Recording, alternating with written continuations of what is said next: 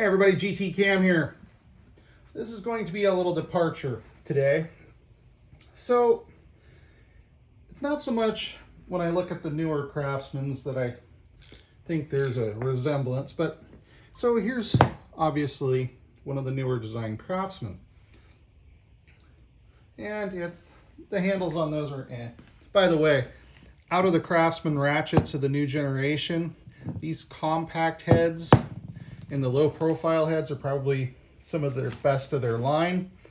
That said, the rest of them it's kind of weird because if you look at the weirdness on this one, but that's really not the point of today's video.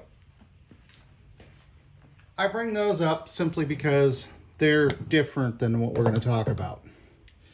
Now, when we look at the DeWalt, and as many of you out there know, DeWalt is presently owned by Stanley Black & Decker, who also owns Proto.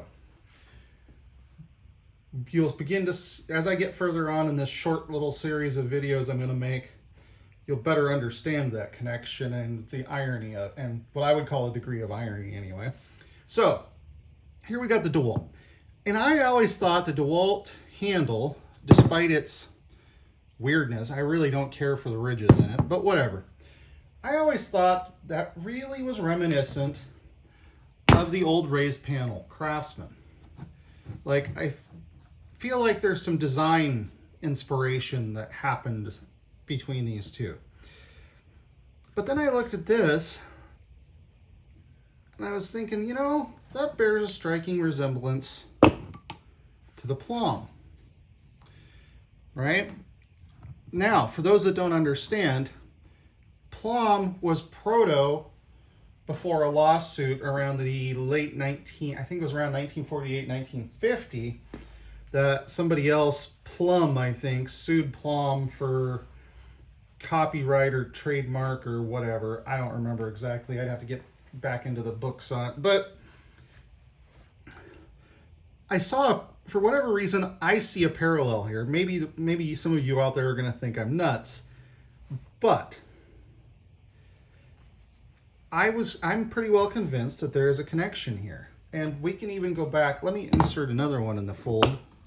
These are all half drives, by the way. We can see the older Craftsman there. This is an old 84 tooth from, that one was probably 1970-ish. It was before they actually had the patent number on them. So, and no, this one has not been on the channel before. This is one I stumbled across recently and had to have it. And it wasn't until it showed up I realized it had the original sticker still on it. So that was kind of cool. Be that as it may, what we got here is I think we got a little bit of chronology going on from the DeWalt to the Craftsman that was kind of something most of us Gen X sorts grew up with. And this obviously going back to the early 1970s. But that means if we take those out of the way to expand the picture here, there's a gap here. And I think I can fill that gap. And in the coming days, I should have some samples, some examples that will support my theory that the Craftsman raised panel took its design cues from Plomb. So some of you out there may already know where I'm going with this. Some of you are further down the rabbit hole of tool geekery than I am.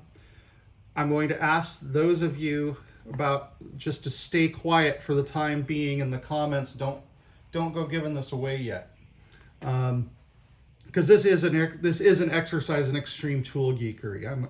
It's going to be a little bit of a history thing, etc.